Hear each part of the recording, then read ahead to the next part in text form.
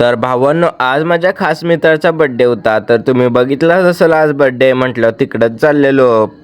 केकच्या नावावरून तुम्हाला समजलं असेल त्याचं नाव काय आहे. लगेच मग आरतीचं ताट त्याच्या मम्मीनं तयार केलं आणि त्याला लगेच वळून घेतलं. लगेच आजीनं पण वळून घेतलं. मग आता फक्त सेलिब्रेशनचं बाकी. Happy birthday to you, happy birthday to you, happy birthday dear Pavan, happy birthday to you.